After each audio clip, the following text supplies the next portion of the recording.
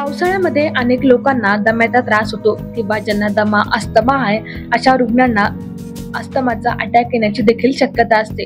तर अशा वेळी रुग्णांनी आपल्या स्वतःची कशी काळजी घ्यावी, काय उपाययोजना कराव्यात जेणेकरून त्यांना कुठलाही त्रास होणार नाही आणि त्यांची तब्येत देखील व्यवस्थित राहील। त्यासोबतच आहार कसा असावा याविषयी सविस्तर माहिती आपण या व्हिडिओच्या माध्यमातून जाणून घेणार आहोत। तर मंडळी, व्हिडिओ शेवटपर्यंत नक्की बघा।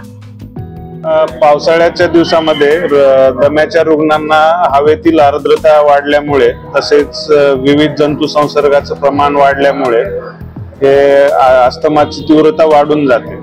बऱ्याच पेशंटला आभाळाचं वातावरण झाल्यावर सुद्धा घरघर छातीत होणे, श्वास वाढणे, छातीत सू आवाज येणे किंवा छातीत दबाव वाटणे ह्यासारखे लक्षणं दिसायला सांगायला चालू होतात। तर अशा रुग्णांनी हवेतील आर्द्रताचं प्रमाण तर आपण काही चेंज करू शकत नाही, तर कपडे गरम घालणे, दम्याचं औषध जे आहे ते योग्य वेळेवर, जसं डॉक्टरांनी पंप सांगितलेला आहे, रोटा कॅप सांगितलेली आहे ती वेळेवर घेणे।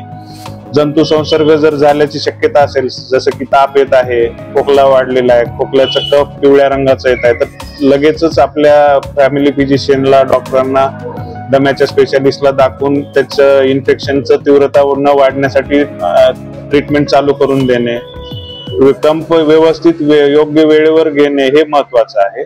आणि घरातली थंड वातावरण असेल, जर भिंती ओल्या असतील तर त्या भिंती ओल्या होणार नाहीत, भिंतीवर फंगस वाढणार नाही याची दक्षता घेतली, जेणेकरून ज्या अलर्जिक गोष्टीमुळे त्यांना त्रास होतो त्या गोष्टी वाढल्या नाही पाहिजे, त्याची दक्षता घेतली पाहिजे। ज्यांना त्रास होतो त्यांना डाएट असं स्पेसिफिक काही बदलण्याची गरज नाहीये, पण काही जणांना अनुभवानुसार, त्यांच्या वैयक्तिक अनुभवानुसार एखादा पदार्थ खाल्ल्यावर त्रास होत असेल तर तो टाळावा, पण असं विशेष करून हेच खावं आणि तेच खाऊ नये असं काही गरज नाही। त्यांना हा आजार आहे, आपल्याला अस्थमाचा आजार हे माहिती आहे, त्यांनी काहीही घाबरण्याची गरज नाहीये।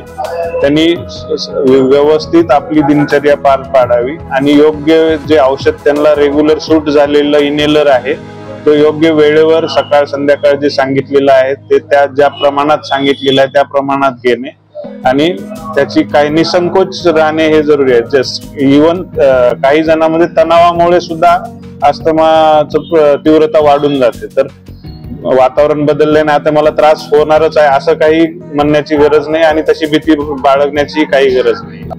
तर डॉक्टरांनी सांगितल्याप्रमाणे जर तुम्ही व्यवस्थित औषधं आणि काळजी घेतली तर तुम्हाला त्रास होणार नाही आणि तुमची तब्येत देखील चांगली राहील। Apurva Talnikar, News 18 local, Chhatrapati Sambhajinagar.